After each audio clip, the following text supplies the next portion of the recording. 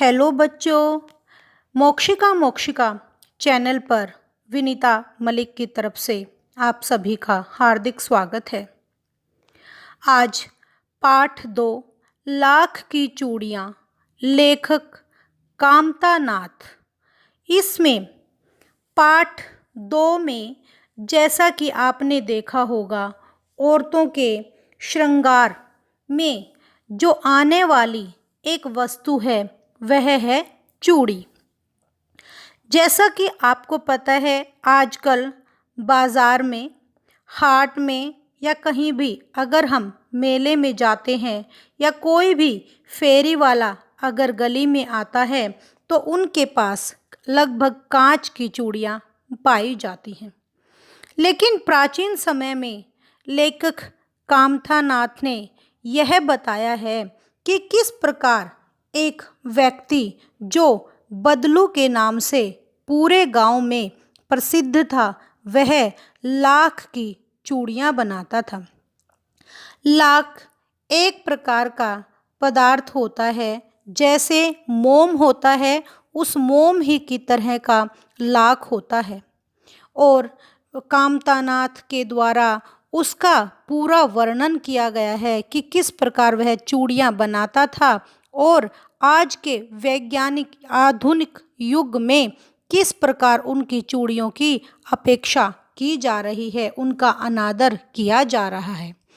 सारे गांव में बदलू मुझे यानी लेखक कामता नाथ को सबसे अच्छा आदमी लगता था, क्योंकि वह मुझे सुंदर सुंदर लाख की गोलियां बनाकर देता था।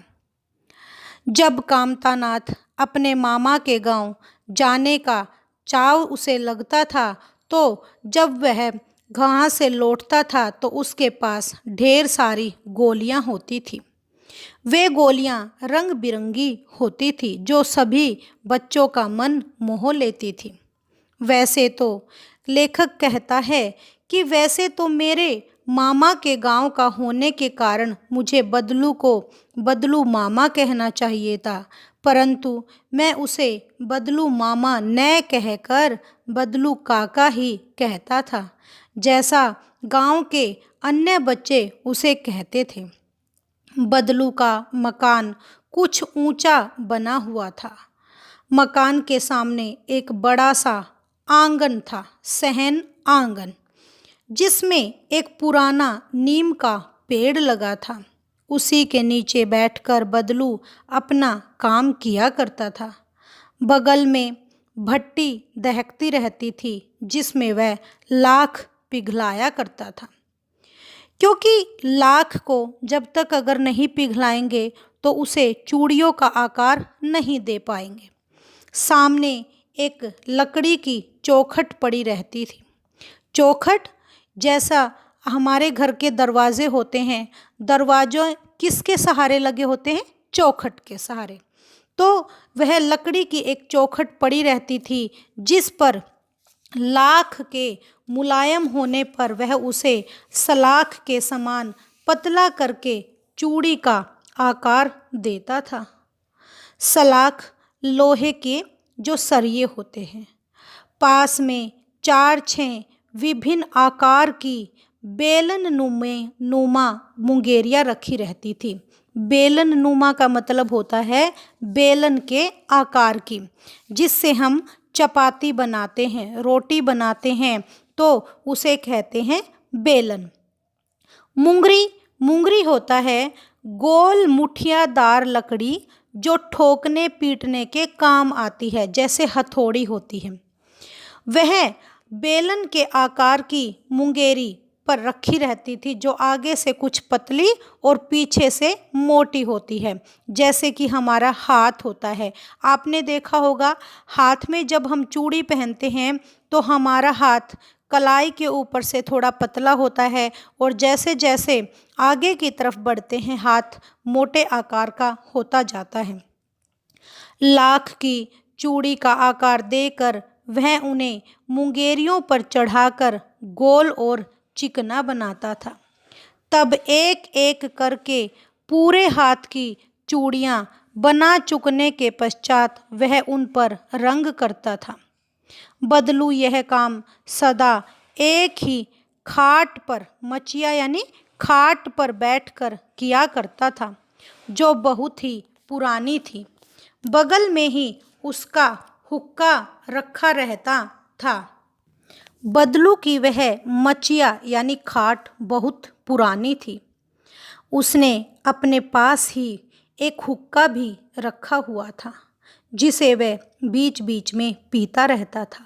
हुक्का गांव में धूम्रपान करने के लिए जो एक यंत्र बनाया गया है, उसे हुक्का कहते हैं। उसमें आग यानी अग्नि को रखा जाता है और उसके नीचे तंबाकू वगैरह रख के लोग उसका धूम्रपान करते हैं। वह मुझे लल्ला कहकर पुकारता था और मेरे पहुंचते ही मेरे लिए तुरंत एक मचिया यानी खाट मंगवा देता था। मैं घंटों उसके पास बैठे बैठे इस प्रकार चूड़ियाँ बनाते देखता रहता था। लगभग रोज ही वह 4-6 जोड़े चूड़ियों के बना देता था। जब एक जोड़ा पूरा बना लेता था तो उसे बेलन पर चढ़ाकर कुछ पल भर उसे चुपचाप देखता रहता, मानो वह बेलन न होकर के किसी नई वधू की कलाई हो। बदलू एक मनिहार था। मनिहार उसे कहते हैं जो चूड़ियाँ बनाने और बेचने का कार्य करता है। तो उसका जो पैतृक पेशा था वह मनिहार का था और वास्तव में वह बहुत सुंदर चूड़ियाँ बनाता था। उसकी बनाई हुई चूड़ियों की खपत भी बहुत थी। उस गांव में तो सभी स्त्रियां उसकी बनाई हुई चूड़ियाँ ही पहनती थीं। आसपास के लोग भी उससे चूड़ियाँ लेकर जाते थे, परंतु वह कभी कभी चूड़ियों को पैसों में से नहीं बेचता था। उसका अभी तक वस्तु विनिमय का ही तरीका था। वस्तु विनिमय का अर्थ होता है पैसों से न खरीदकर किसी दूसरी वस्तु को लेकर उसके बदले में चूड़ियाँ देना। जैसा आपने प्राचीन समय में सुना होगा अपने माता पिता व दादा दादी नाना नानी आदि से कि पहले गेहूँ अनाज या कोई भी अन्य वस्तु दी जाती थी और उसके बदले में जो उसे वस्तु चाहिए थी वह ली जाती थी। उसे कहते हैं वस्तु विनिमय, यानी एक वस्तु देकर दूसरी वस्तु ले लेना। तो जैसे ही वह वस्तु विनिमय का तरीका अपनाता था तो लोग अनाज के बदले उससे चूड़ियाँ ले जाते थे। बदलू स्वभाव से बहुत ही सीधा साधा था। मैंने कभी भी उसे किसी से झगड़ते नहीं देखा। हाँ, शादी विवाह के अवसरों पर वह अवश्य जिद पकड़ जाता था। जीवन भर चाहे उसे कोई मुफ्त चूड़ियाँ ले जाए, परंतु विवाह के अवसर पर वह सारी कसर निकाल लेता था। आखिर सुहाग के जोड़े का महत्व ही और होता है। मुझे याद है मेरे मामा के यहाँ किसी लड़की के विवाह पर जरा सी किसी बात पर बिगड़ गया था और फिर उसको मनाने में बहुत जोर लगाने पड़े थे। विवाह में इसी जोड़े का मूल्य इतना अधिक बढ़ जाता था कि उसके लिए उसकी घरवाली को सारे वस्त्र मिलते थे, ढेरों अनाज लेता था उस और अपनी पगड़ी भी मिलती थी उसे, और रुपए अलग से मिलते थे। यदि संसार में बदलू को किसी बात से चिढ़ थी तो वह थी कांच की चूड़ियों से। जैसे ही वह कांच की चूड़ियाँ किसी के हाथ में देखता तो वह मन ही मन कूद उठता था। उसके क्रोध की सीमा न रहती थी और 2-4 बातें भी सुना देता था। मुझसे यानी कामतानाथ लेखक से तो वह घंटों बातें किया करता था। कभी अगर मेरा मन पढ़ाई में नहीं लगता था तो वह मेरी पढ़ाई के बारे में भी पूछता था, मेरे घर के बारे में, कभी यूं ही शहर के जीवन के बारे में। मैं उससे कहता कि शहर में तो सब कांच की चूड़ियाँ पहनते हैं, तो वह मुझे उत्तर देता कि शहर की बात और है लल्ला, वहाँ तो सभी कुछ होता है। वहाँ तो औरतें अपने मर्द के हाथ पकड़कर सड़कों पर घूमती भी हैं और उनकी कलाइयाँ भी नाजुक होती हैं। नाजुक मैंने कोमल होती हैं। लाख की चूड़ियाँ अगर वे पहनेंगी तो उनके हाथों में मोचने आ जाएगी। तो वह इस प्रकार क्रोधी स्वभाव में उत्तर देता था। कभी कभी बदलू मेरी अच्छी खातिरदारी भी करता था। जिन दिनों उसकी गाय के दूध होता तो वह मेरे लिए मलाई बचा कर रखता था और आम की फसल में तो मैं रोज उसके यहाँ से 2-4 आम खाकर ही आता था। परंतु सब बातों के अतिरिक्त वह जिस कारण मुझे अच्छा लगता था वह यह बात थी कि वह हर रोज मुझे 2-4 नई नई लाख की गोलियां बना कर देता था।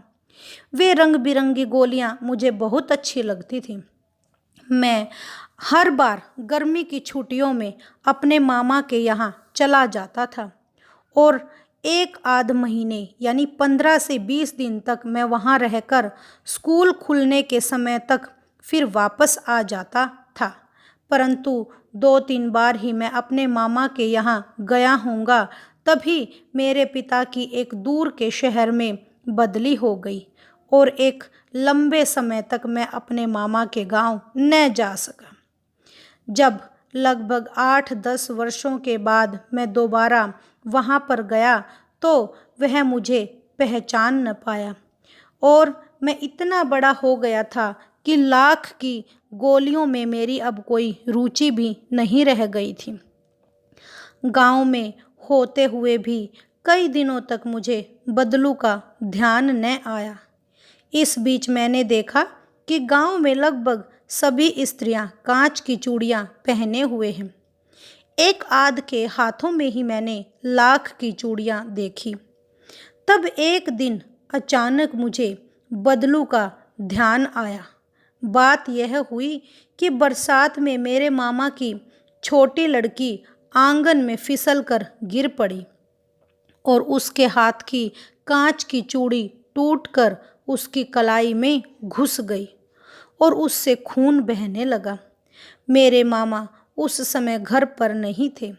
मुझे ही उसकी मरहम पट्टी करनी पड़ी। तभी मुझे अचानक से बदलू का ध्यान हो आया। मैंने सोचा कि उससे मिलकर आऊं। तब शाम को मैं घूमते घूमते उसके घर चला गया। बदलू वहीं चबूतरे पर नीम के नीचे एक खाट पर लेटा हुआ था। मैंने कहा, नमस्ते बदलू काका। उसने कहा, नमस्ते भैया। उसने मेरी नमस्ते का उत्तर दिया और उठकर खाट पर बैठ गया। परंतु उसने मुझे पहचाना नहीं और देर तक मेरी ओर निहारता का अर्थ होता है देखता रहा। मैं हूँ जनार्दन काका, आपके पास से गोलियां बनवाकर ले जाता था। मैंने अपना परिचय दिया, यानी अपने बारे में बताया। बदलू फिर भी चुप रहा, मानो वह अपनी यादों के गहरे अतीत में खो गया हो। तब वह एकदम बोल पड़ा, आओ आओ लल्ला, बैठो। बहुत दिन बाद आए हो गांव में। हाँ, मैंने कहा, इधर आना नहीं हो सका काका। मैंने चारपाई पर बैठते हुए उत्तर दिया। कुछ देर फिर शांति रही। मैंने इधर उधर अपनी नज़र दौड़ाई। न तो मुझे उसकी खाट ही नज़र आई और न ही वह दहकती हुई भट्टी। आजकल काम नहीं करते हो काका? मैंने उनसे सवाल पूछा। उन्होंने कहा, नहीं लल्ला, काम तो कई साल से बंद पड़ा है। मेरी बनाई हुई चूड़ियाँ कोई पूछे तब तो। गांव-गांव में कांच का प्रसार हो गया है। वह कुछ देर चुप रहा, फिर बोला, मशीनी युग है ना लल्ला यह। आजकल सब काम मशीन से होता है। खेत भी मशीन से ही जोते जाते हैं और फिर जो सुंदरता कांच की चूड़ियों में होती है, लाख में कहाँ संभव है। लेकिन कांच बड़ा खतरनाक होता है। बड़ी जल्दी टूट जाता है लल्ला, उन्होंने कहा। नाजुक तो फिर होता ही है लल्ला। कहते कहते उसे खांसी आ गई और वह देर तक खांसता ही रहा। मुझे लगा उन्हें दमा है। दमा जब सांस की बीमारी हो जाती है, एकदम से सांस उखड़ने लग जाती है। इस आयु में उनके शरीर ढल चुका था। उनके हाथों पर और माथे पर नसें उभर आई थी। जाने कैसे उसने मेरी शंका भांप ली और बोला, बेटा मुझे दमा नहीं है, फसली खांसी है। फसली खांसी होती है जब मौसम बदलता है तो 10 या 15 दिनों के लिए जो खांसी होती है उसे कहते हैं फसली खांसी। तो कहता है कि फसली खांसी है, यह महीने 2 महीने से आ रही है, 10-15 दिन में ठीक हो जाएगी। मैं चुपचाप सुन रहा था। मुझे लगा उसके अंदर अब भी कोई दुख छिपा हुआ है। मैं देर तक सोचता रहा कि इस मशीनी युग ने कितने हाथ काट दिए हैं, कितने लोगों को बेरोजगार कर दिया है। कुछ देर फिर शांति रही जो मुझे अच्छी नहीं लगी। आम की फसल अब कैसी है काका? कुछ देर पश्चात मैंने बात का विषय बदलते हुए पूछा। उन्होंने कहा, बहुत अच्छी है लल्ला। उसने लहक कर उत्तर दिया और अंदर अपनी बेटी को आवाज़ दी। कहा, अरे बेटी रज्जो, लल्ला के लिए आम तो ले आओ। फिर मेरी ओर से एकदम मुख करके बोले, साफ करना लल्ला, तुम्हें आम खिलाना भूल गया हूँ। साफ करके आम खाए और आम खिलाने के लिए जो भूल हुई है मुझे माफ़ कर देना। नहीं नहीं काका, आम तो इस साल बहुत खाए हैं मैंने। तो उन्होंने कहा, वाह वाह, बिना आम खिलाए कैसे जाने दूंगा तुमको? तुम्हें आम तो खा कर ही जाने पड़ेंगे। मैं चुप हो गया। मुझे वे दिन याद हो आए जब वह मेरे लिए मलाई बचा बचा कर रखते थे। तो मैंने दोबारा पूछा, गाय कैसी है काका? गाय कहाँ है लल्ला? उन्होंने उत्तर दिया, 2 साल हुए बेच दी। कहाँ से खिलाता गाय को? इतने में काका की बेटी रज्जो अंदर से एक डलिया में, डलिया यानी एक टोकरी में ढेर से अनाम आम लेकर आ गई। यह तो बहुत है काका, इतने कहाँ खा पाऊंगा मैं? मैंने कहा। वाह वाह, वह हंस पड़े। शहरी हो ना अब, इसलिए नहीं खा पाओगे। मैं तुम्हारी उम्र का था तो इससे 4 गुना आम एक समय में ही खा जाता था। मैंने कहा, आप लोगों की बात और है काका। अच्छा बेटी, लल्ला को 4-5 आम छांट कर दो, सिंदूरी वाले देना।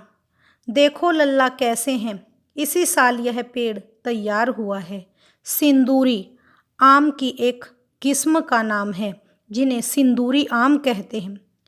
रज्जो ने 4-5 आम अपनी हथेली में लेकर उनकी तरफ बढ़ा दिए।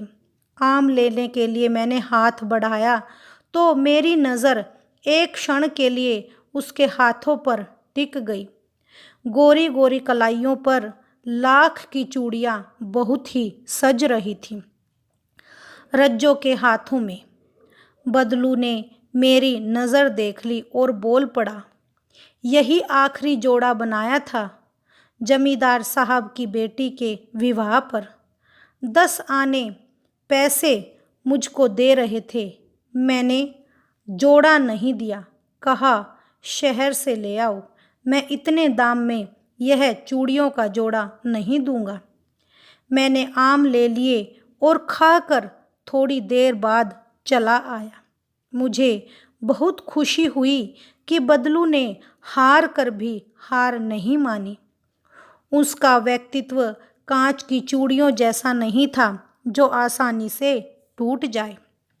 अतः इस पाठ में लेखक कामतानाथ ने बदलते हुए युग के बारे में बताया है कि किस प्रकार हाथ के रोजगार यानी हथकरघा व्यापार थे वो बंद होते जा रहे हैं और मशीनी युग होने के कारण आजकल चमक दमक और कम टिकाऊ वस्तुओं का प्रचलन हो आया है। लेकिन लेखक के द्वारा इस मशीनी युग के जरिए बेरोजगारी को भी इसमें बखानित किया गया है। अतः इस पाठ में आपने यही सीखा होगा कि किस प्रकार वस्तु विनिमय पद्धति न अपनाकर आज हम पैसों के जरिए अपना व्यापार या कोई भी सामान खरीदते हैं।